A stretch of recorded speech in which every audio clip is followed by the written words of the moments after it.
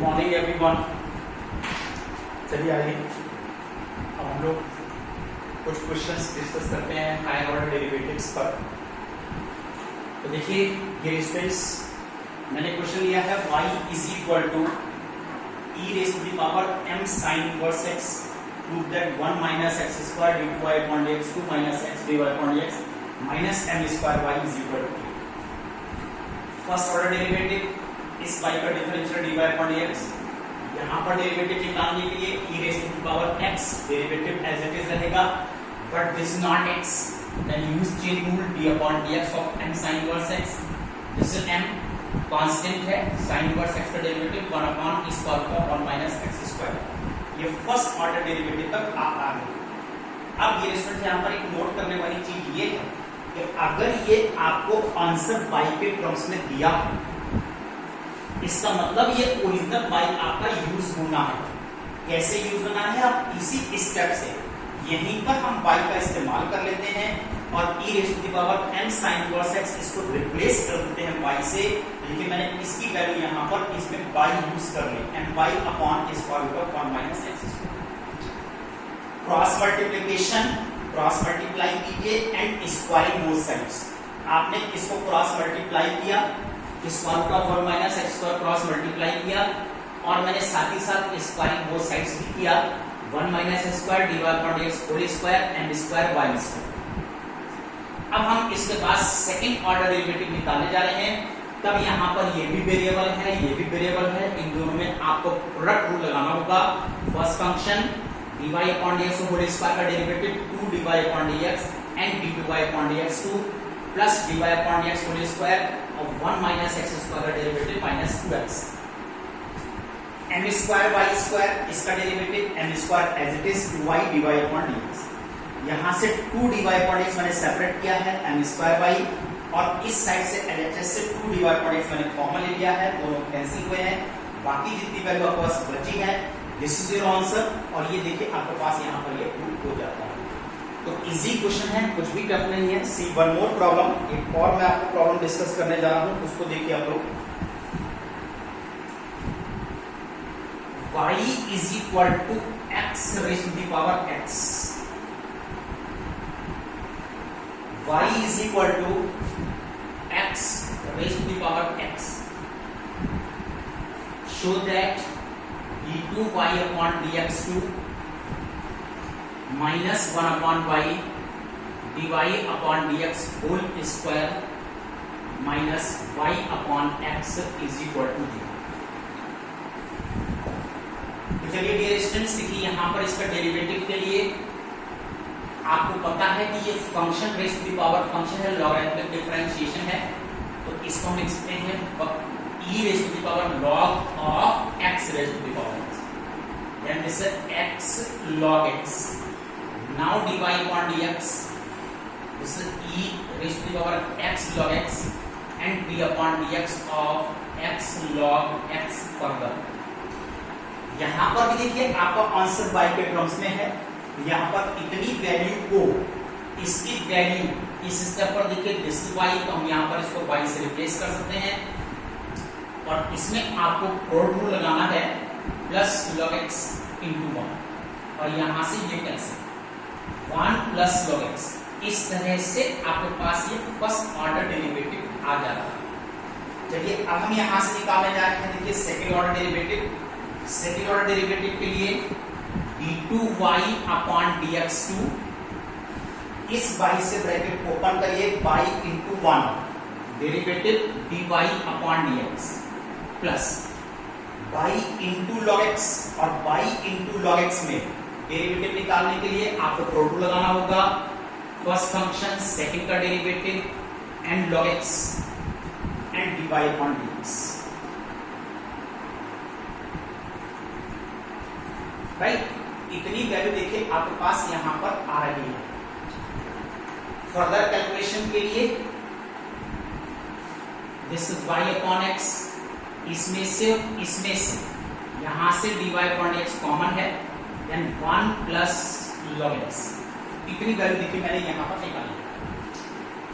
अब dear students, आपको लग रहा है लॉग तो इसमें कहीं आ ही नहीं रहा है, ये आंसर है, तो इसमें 1 प्लस लॉग एक्स को आपको रिप्लेस करना होगा। और 1 प्लस लॉग एक्स को आप कैसे रिप्लेस कर सकते हो, यहां से इस वाले स्टेप से इस 1 प्लस लॉग एक्स की वैल्यू निकाल लीजिए, then 1 upon y d y upon d x यहां से इस स्टेप से निकल आएगा। और जब इतनी वैल्यू आप निकाल के इसमें पुट करेंगे हो जाएगा 1 upon y d y upon d x into d y upon d x, this is y upon x and d two y upon d x.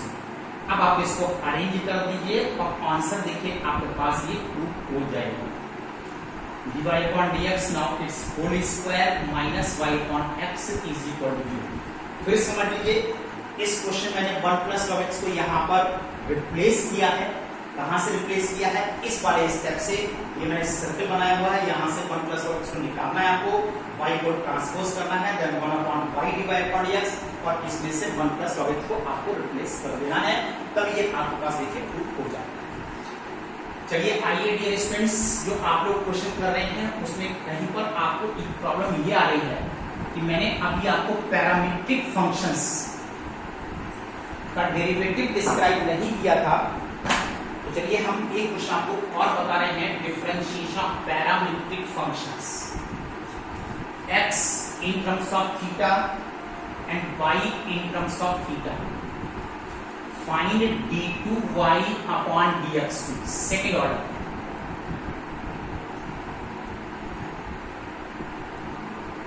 Find value when theta is equal to pi upon 6। Second order derivative निकालना है और फिर उसकी value भी निकालना है, कब, जब थीटा की वैल्यू पाई अपॉन 6 है। लेकिन मेन इंपॉर्टेंट है second order derivative.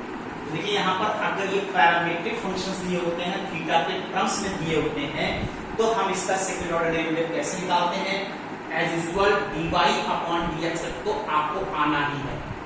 This is 3a cos square theta and minus sin। This is dy upon d theta 3a sin square theta and cos theta. Now dy upon dx, for it dy upon d theta divided by dx upon dt, this is 3a sin square theta cos theta divided by 3a minus cos square theta and sin theta।